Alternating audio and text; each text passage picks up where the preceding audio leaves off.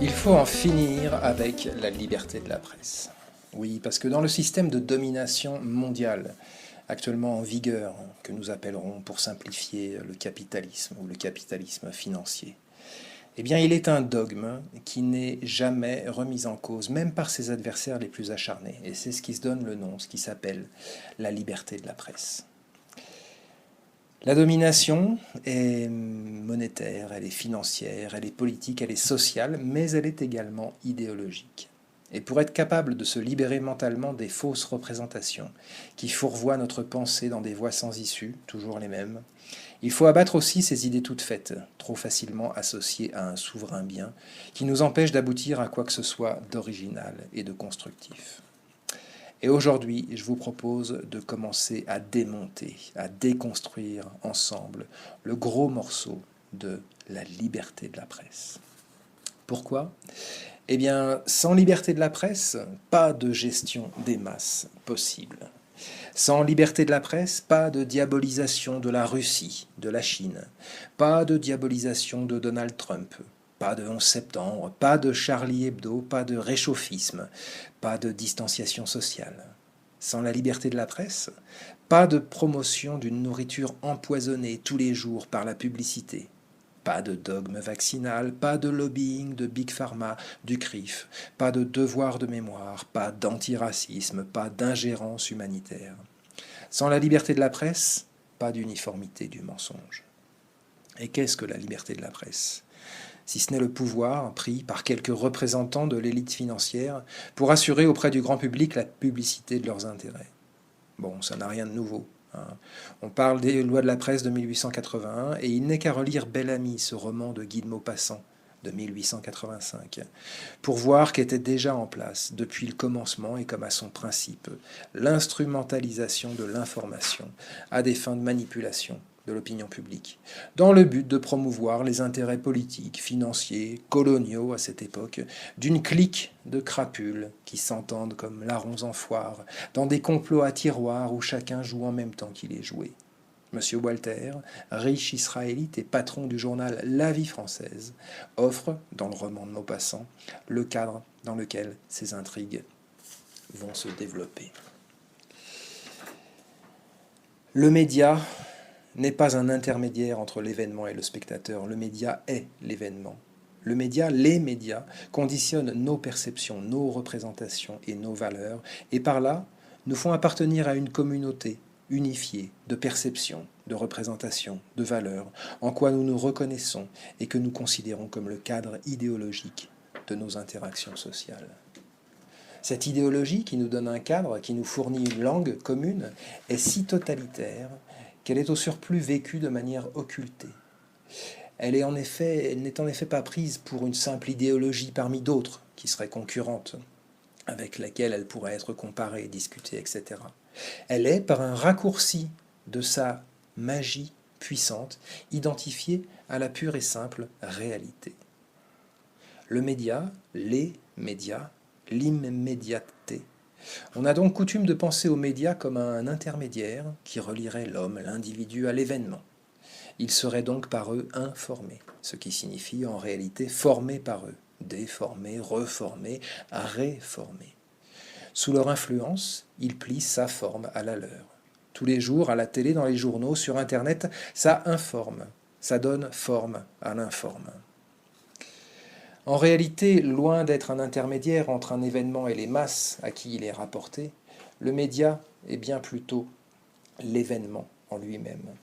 Le raconter et affirmer son existence, c'est tout un, surtout lorsqu'il est rapporté par de multiples sources qui travaillent de conserve à se renforcer mutuellement par effet de répétition, agrémenté de nuances et de petits écarts sur des points de détail, sur des modalités, qui font croire de manière factice à une pluralité de vues.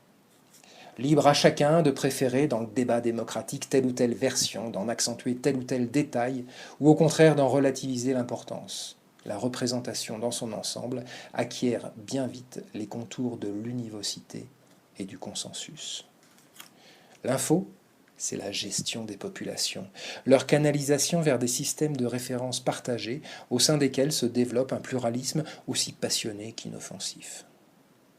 Il y avait dans le temps pour cela un nom et un lieu, le camp de concentration. Mais cette forme historique de la gestion des grands nombres a été disqualifiée suite à quelques circonstances bien connues. Il a fallu inventer d'autres modes, à la fois plus efficaces et plus discrets, de management, plus économes en énergie et plus furtifs, plus consensuels, plus prompts à générer l'adhésion. Plus de rationalité, tel est le mantra de l'époque. Et on passe de la charrette à bras à la cybernétique dans la joie et la bonne humeur. Dans le même mouvement, on fout Dieu à la poubelle sans presque le remarquer. Cela n'a pas trop d'importance pour le moment, mais attendons un peu. Tout vient à point pour qui sait attendre. Alors on peut attendre, effectivement, ou on peut agir. La prière d'un côté et le glaive de l'autre sont deux façons opposées d'envisager la vie. D'ailleurs, pas forcément antithétiques. Mais si l'on est né pour agir, alors il faut viser des actions d'envergure. Cessons de jouer à gagne petit et allons tout de suite à ce dont il s'agit. Et ce dont il s'agit, c'est la prise du pouvoir. Oui, il faut le prendre, ce pouvoir, car on ne nous le donnera pas. On ne nous en cédera pas une petite parcelle parce que nous avons une bonne gueule et parce qu'on n'a jamais fait de mal à personne. Il faut le prendre, et le prendre par la force. Et ça n'ira pas sans grincement de dents, mais c'est ainsi. D'un autre côté, les changements les plus radicaux arrivent très souvent sur des pattes de colombe, comme disait l'autre.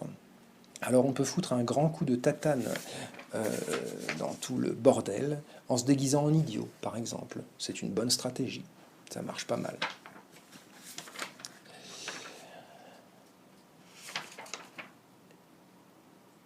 Il faut en finir avec tout ce système d'aide publique aux subventions, de subventions à la presse privée. Les subventions à la presse privée en France, 1,8 milliard d'euros. Radio, télé, écrit, internet.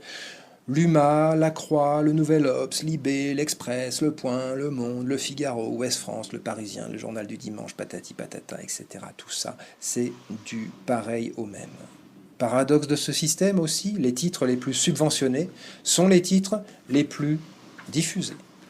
Alors le secteur de la presse bénéficie d'exemptions, d'exonérations, d'aides fiscales en tout genre.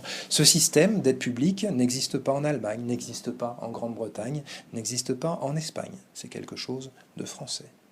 Toujours est-il que cet argent public va à des consortiums de presse privée. Et qui sont ces consortiums de presse? Un petit nombre de grandes familles ou de groupes qui ont des intérêts dans la presse, effectivement, mais aussi dans des industries aussi diverses et variées que l'armement, Big Pharma, l'agroalimentaire, les transports, bref, dans tout ce qui rapporte de l'argent. Et le fait que les organes de presse soient déficitaires n'est pas du tout un problème pour ces grands groupes qui font leurs bénéfices sur leurs autres activités.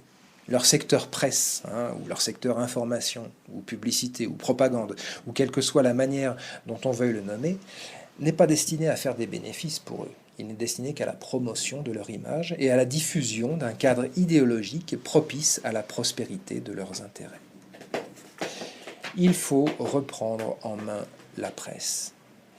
Il serait bien facile d'imposer des législations qui réintroduiraient un libre choix du consommateur d'informations.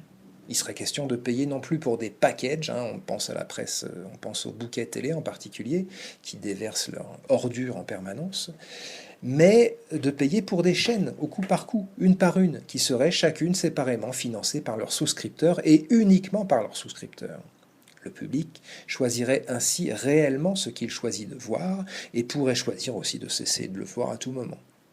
Ce même système pourrait être mis en place pour la bande FM et pour la presse écrite aussi. Mais oui, il est vrai que sans les subventions d'État, le prix des journaux exploserait à la hausse. Cela les forcerait à proposer à leurs lecteurs un contenu qui soit véritablement apte à les intéresser, au point qu'ils acceptent de payer le prix pour l'avoir. Mais cela aussi réhabiliterait la profession de journaliste, qui c'est maintenant juste un petit secrétaire chargé de relayer les dépêches de presse de l'agence France Presse.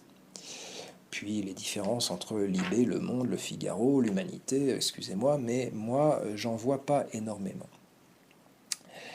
La presse écrite, de toute façon, est morte et à brève échéance. Ainsi en sera-t-il un peu plus tard de la télé et de la radio, du moins sous la forme qu'on leur connaît actuellement. Ce qui prend leur place et continuera à faire de plus en plus à l'avenir, et continuera à prendre de plus en plus leur place, c'est bien évidemment l'Internet, mais que l'on sait dominer par ces fameux GAFA.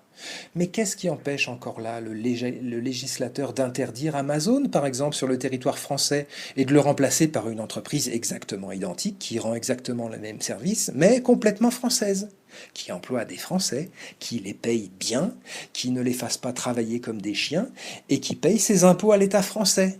Mais j'en sais rien, moi, je lance des idées, c'est tout.